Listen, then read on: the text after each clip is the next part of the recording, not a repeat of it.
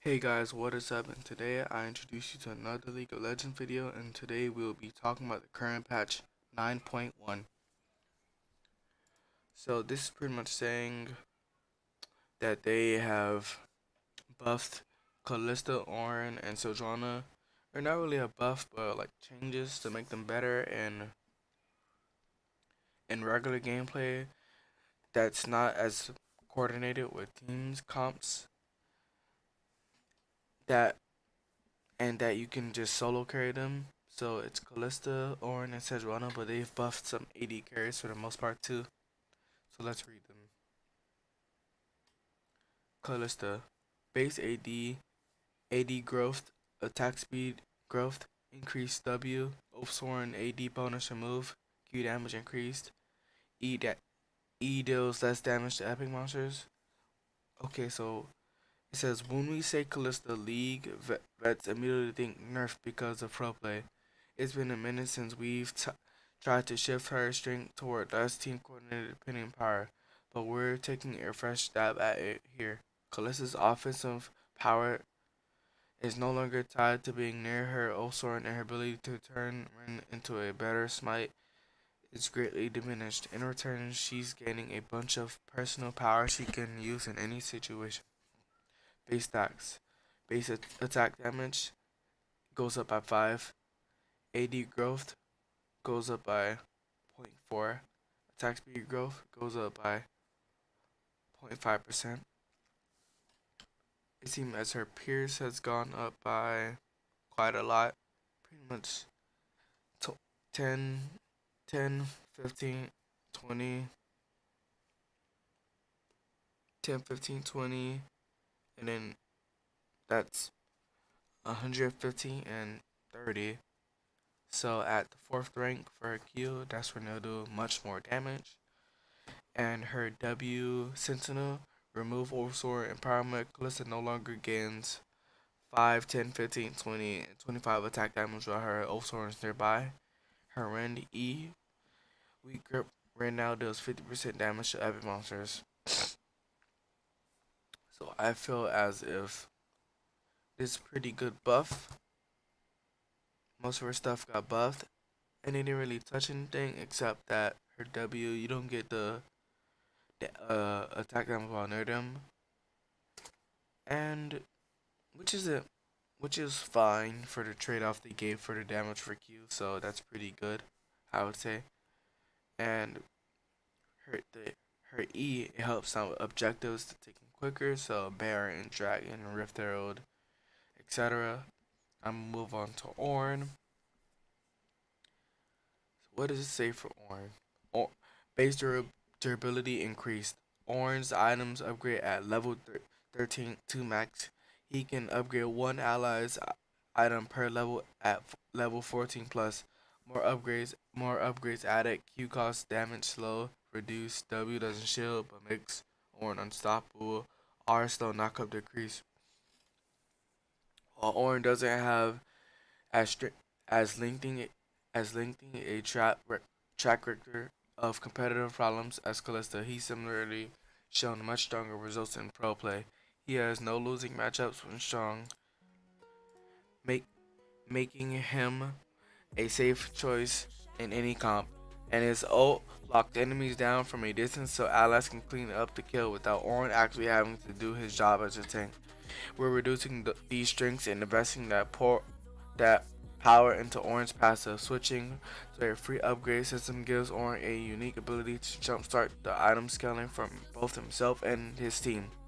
Rather than delaying progress toward full builds, upgrading an item is now pure upside. That's actually really strong because it it's strong and not strong at the same time, because what it's saying is they're they're nerfing what he's really strong at, which is his ultimate to engage fights.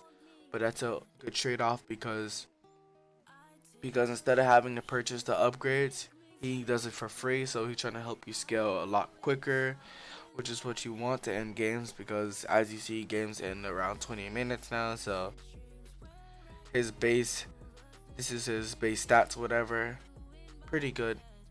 trade off, I would say. What's his passive? Passive Living Forge. New hands or now gains 10% additional armor and magic resist from items. At level 13, any upgraded item Orin owns or purchases for the rest of the game is upgraded for free. Orin can have up to 2 upgraded items. That's pretty good. Benefactor at level from 14 onward, Orin can upgrade one of his allies' upgradable items by getting within 600 range of them and clicking on them. Allies can only have one upgraded item. That's pretty good. Orin and his allies can no longer pay to upgrade their items. That's the trade-off for getting the free upgrade. And Orin can upgrade new items: Frozen Fist, Yomu's, Blade Rune King, Luden's, Volcanic. His Q Volcanic Rupture got lowered by 10 mana, which is pretty good. His damage got nerfed, it seems as, but not by a lot, just by 5, like 5, 10, 15, whatever I see. And the slow just got nerfed all across except at level 1. So that's not really good, I would say, but it's a fine trade-off. His W no longer grants a shield, but he's now unstoppable during his W, so that's a pretty good trade-off, I think. I'll take that trade-off any day. So, can't be stopped. That's pretty good. His E, just a little longer. If a Q pillar is about to expire when Orin casts E, it now lasts until Orin dash completes. That's pretty good because if it disappears, you only get the knock-up, so that just helps even better. R, Call of the Forge Gods. First cast slow. Okay, 40, 60, 80%. 10% scaling up to 40, 60, 80% based on distance travel. Second cast, they remove 1.5 seconds on all enemies hit to 1 second on the first enemy hit, and 0.5 seconds on the enemy's hit past the first. Ooh, that's a big nerf. But it's not that bad. Just some, you have to be quick to respond to the knock up, so that gives it fair balance, I would say. Ooh, Sejuani, champion I'm gonna play. Base durability increase, passive grants fewer stats, but lasts longer. I like that trade-off because now you can do more prolonged fights and longer fights than your enemy. Q damage increase. W2 damage increase, but slow falls off immediately. E deals more damage, but range and stun decrease. Sorry, I'm a little sick, I think. Third, in a powerful and pro, we can regular line up Sejuani. The broad angle of approach for these changes is reduced crowd control and increased damage to make Sejuani success less dependent on any ally follow-ups. It's also really good.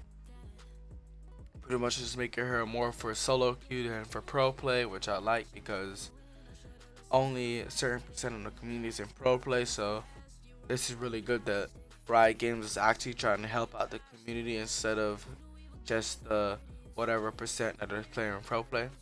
Okay. We're also reducing Frost Armor's massive spike of defenses to extend its duration and give Sejuani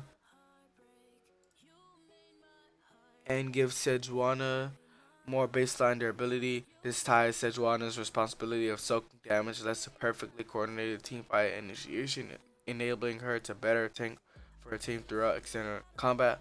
Like I said, gives you a longer fight, so if you can outlive your opponent, you can take better fights, help you take Baron, win the game, which is what they're trying to do. And health growth is increased by a lot, by over 20. That's really good. Everything else is just at regular normal base upgrades. You can see right here, not that much besides the health growth. Okay, so her passive Frost Armor resistance is 20 at first rank, 70 at second rank, and 120 at third rank. Armor and magic resist plus 110 total armor and magic resist got removed to 20% armor and magic resist plus 25 bonus armor and magic resist. Yes, that got nerfed a lot. Wow. Okay, I don't know what to say about that. Frost armor linear 2 seconds to 3 seconds. That's okay. That's a good trade off. Q does a lot more damage on all of them. 20 by the first rank, 30 by the second rank, 40 by the third rank, 50 by the second rank, and 60 at the fifth rank, which is a lot of damage. So she should be able to take better trade offs in the early game to help her win the jungle matchup better. W, it seems it didn't really get buffed a lot, but still got buffed the damage. But it got buffed by 5, 10, 15, and 20. First rank is the same. W slow duration normalized to 0.2 seconds previously could last slightly longer depending on server timing. Okay. And E permafrost stun duration 1 second at all ranks, which isn't really that bad because it goes 1, 1.1, 1.2, 1.3, 1.4, and the range got decreased by 200. Okay. But the damage got buffed by a lot, so that's a fair statement. And that's really it. What I'm gonna talk about. You can see like they said, they're buffing 80 carries, Vayne, Sivir, Zaya, and jungle. They're pretty much taking the can't go mid lane, get a bunch of gold, play support mid lane. They're just removing it again. So that's all I do in the jungle. And buff Hella Blades. So that's why you're seeing Xin jungle with Hella Blades now.